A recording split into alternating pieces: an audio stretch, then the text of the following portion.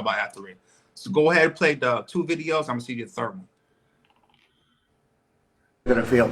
We're trying to solve a problem. Don't tell us what we're going to feel. I'm not telling you. Because you're in no position to dictate that. That's exactly what you're doing. You're in no position to dictate what we're going to feel.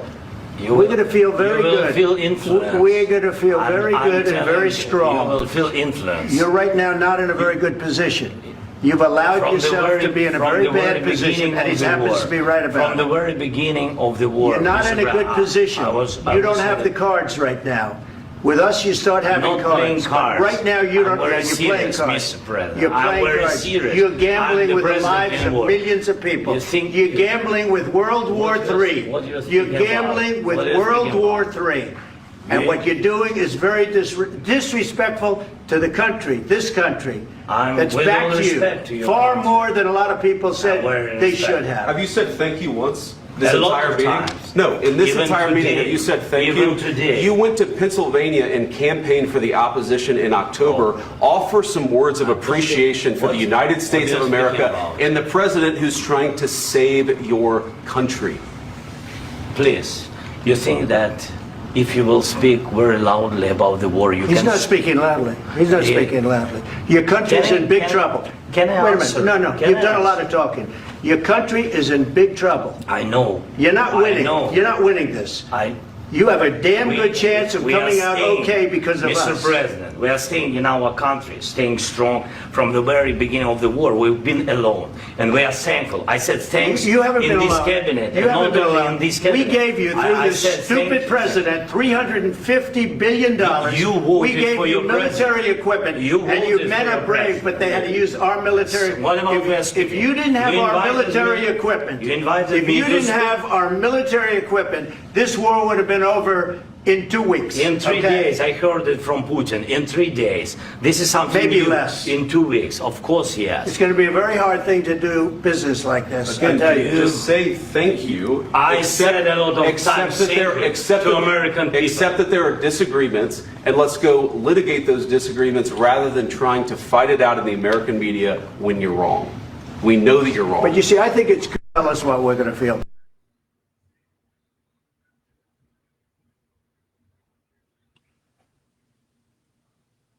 Went up to the press area to get an understanding of what we're watching. This is what I was told. The president has kicked Zelenskyy out of the White House. His delegation right now is telling him that he's got to go home. The president felt disrespected. Officials in the room felt that beyond the language barrier that we've heard some discussion about, Zelenskyy's body language, shrugging and eye-rolling, was ungrateful, disrespectful, and the president feels that Zelenskyy is not ready for peace, and he can come back when he's ready to talk about peace, but he's not in that position right now, and Zelenskyy is being told he's got to go.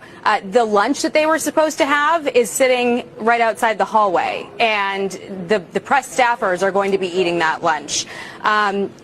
This is really pretty incredible. We see the SUV, hang on with us Zelensky's SUV. If you look to your left, you're going to see him. Let's watch. Zelenskyy, we're told, was begging to went up to the press area, was begging to stay and work this out. The Ukrainians were begging the president in the White House, was begging.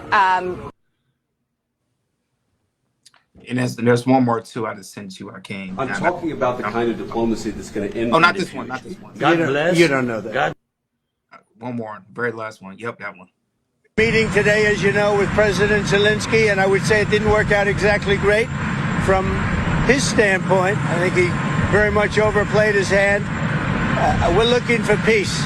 We're not looking for somebody that's going to sign up a strong power and then not make peace because they feel emboldened, and that's what I saw happening.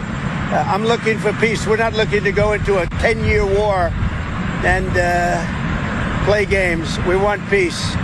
And it was just my impression that if we do that, if we sign up, he's looking for something that I'm not looking for. He's looking to go on and fight. We're looking to end the death. 2,000 people died this week. Soldiers, more than that, but 2,000 approximately people died this week. Young Ukrainians and Russians. And somebody would say, why do you care about Ukraine and Russian soldiers? I care about them I care about meeting today, as you know, with President, and we're not doing that. Now, if we don't do anything, he's going to have to make peace, but he's dealing with a very weak set of cards. If we sign, he's dealing with a very strong set of cards, and then he doesn't want to make peace. So that's where we are. It's very simple. I'm not looking to get into anything protracted. I want immediate peace. President Putin is going to want to make, and he wants to end it. And you saw what I saw today. This is a man that wants to get us signed up and keep fighting, and we're not doing that. And I'm talking about the kind of diplomacy. So yeah, fellas, heated discussion today about what's going on in Ukraine role, and Donald Trump, he was not having it, and he got kicked out. So Ronnie, go ahead, man. What's your take on this?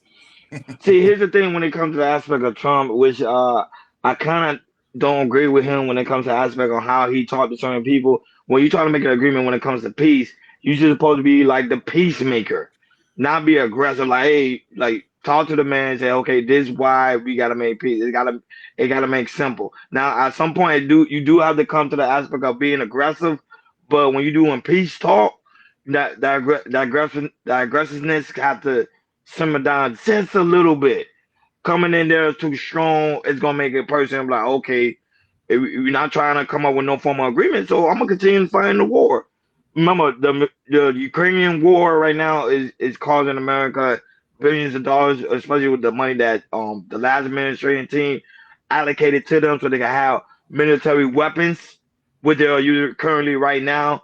But at some point, this peace talk, this war talk, has to simmer down and be over with. Because if not, it's going to be another couple of years. We're still going to be in an ongoing thing between Ukraine and the Russians. It's just ongoing. This thing needs to stop, and it needs to stop soon. But people always say during wars, that's the best time for people to become rich. Go ahead, Hakeem. I want people to look at this from a different perspective. And hi. Shout outs to Sherry Bryan. How you been? I ultimately believe that Zelenskyy took advantage of Biden.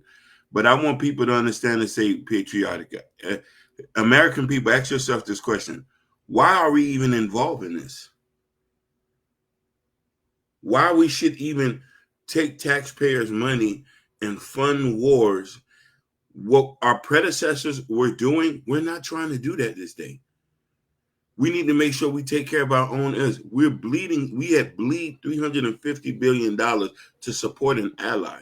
Yes, we make business with Ukraine. We get all sorts of minerals and milk, eggs, whatever you're trying to say. We'll just do business with other people. Us doing business doesn't mean that we have to sign up to fight your quasi-war.